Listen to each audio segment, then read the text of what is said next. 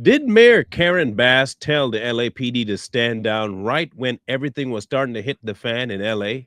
Apparently, that's what a leaked report is saying, and we're going to about to take a look about it and see if it's true. And if it's true, what exactly is people going to do about it? Because we all hear about a bunch of stuff that happens, but nothing ever actually takes place when it comes to bringing people to the right arm of justice. So let's take a gander and see what they say.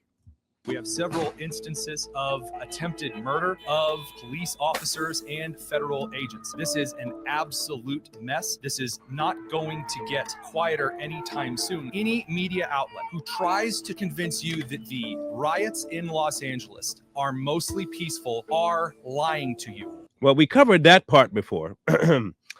Don't try to rub salt into wounds, but I'm not quite sure how fires have become peaceful, and throwing rocks at police cars is also considered peaceful.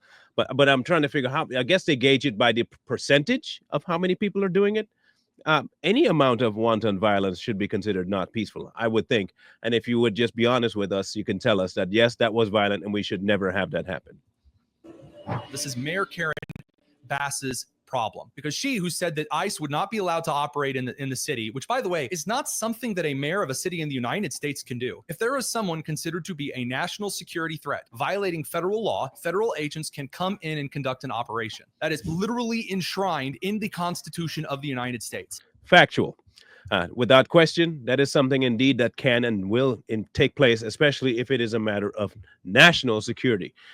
This is a point of contention that's been happening throughout many states where these protests are kicking off, where they want to hold sovereignty, but at the same time receive federal funding. So if you get federal funding and there are things that are messing with the federal government, then the federal government has the right to step in when they fed up. And this is one of those situations.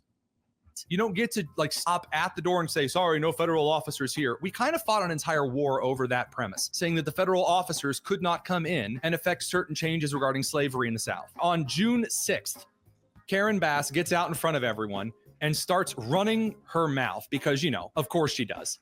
Outraged that this has happened. Of course, what happened here, I think, was probably the worst. There were a number of locations where ICE raided today.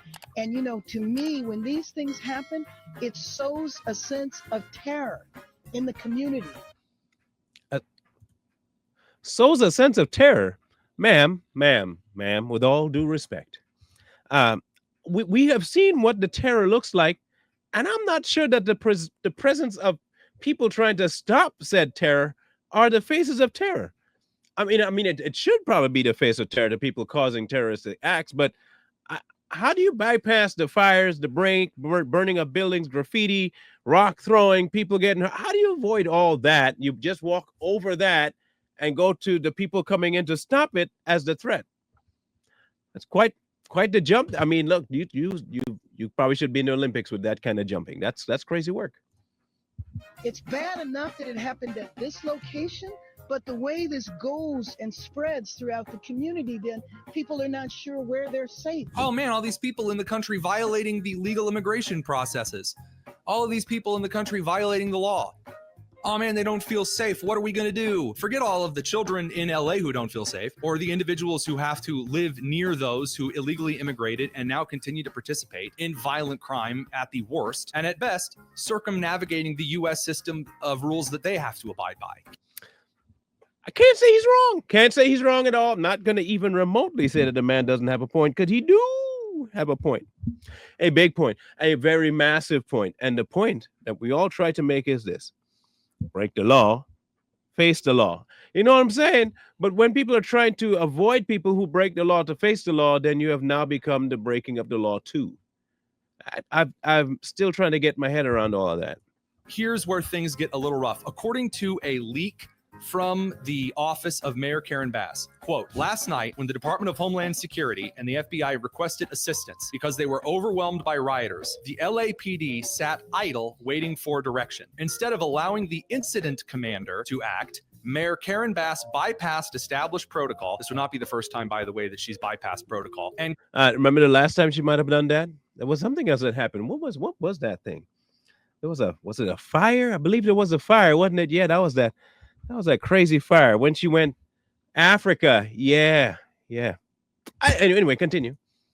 called the incident commander for a briefing, then called the chief of police to tell him what to do. By personally directing operations, Bass functioned as a de facto incident commander in direct conflict with the city's emergency operations plan and the National Incident Management System protocols. This breach in the chain of command prevented the incident commander from making crucial operational decisions, put Department of Homeland Security officers, FBI agents, and community members at risk, and delayed immediate LAPD support. Now, let me interject before he continues. Would that also explain why those officers were set at the very bottom of that bridge instead of a location where they could make more impact?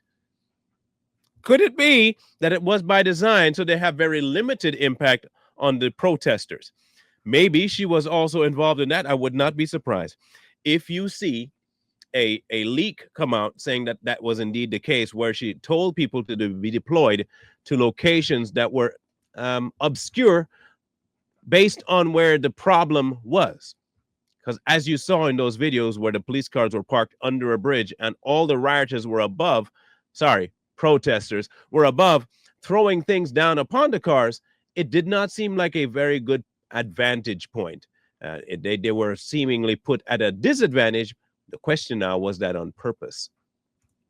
There you go. Why did the Trump administration, the Department of Defense, have to federalize the National Guard? In part, it is because Karen Bass of Los Angeles directly intervened and decided to run the police department away from actually aiding those who were assaulting federal officers and committing the felony of obstructing federal investigations and arrests.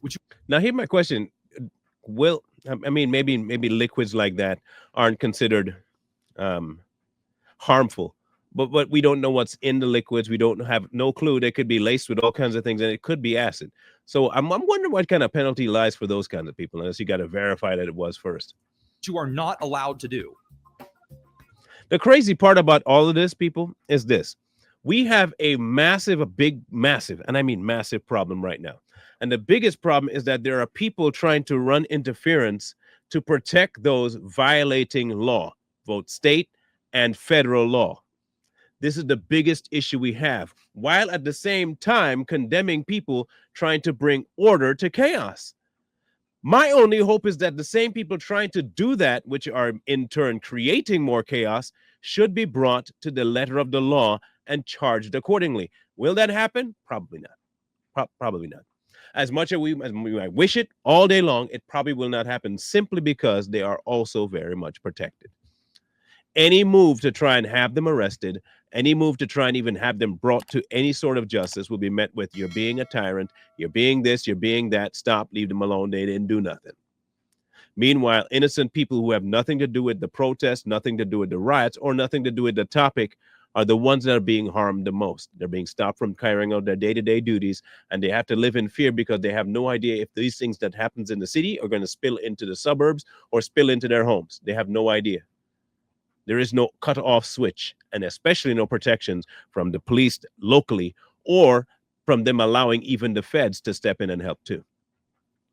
But my suspicion is this: if there's a leak of that level, watch to see if there's not another leak coming forward that said that she did indeed try to circumvent the law by putting the officers in an ill-advantaged spot when it comes to the protesters the day that they were being stoned at under that bridge. If that comes out, I do hope that something is done about it, because that would be intentionally putting your officers in harm's way and possibly setting them up for end-of-life procedures. As soon as we know more, we'll let you know. But if this is true, this could end up being quite a big scandal for LA, and quite possibly the end of her career as mayor there.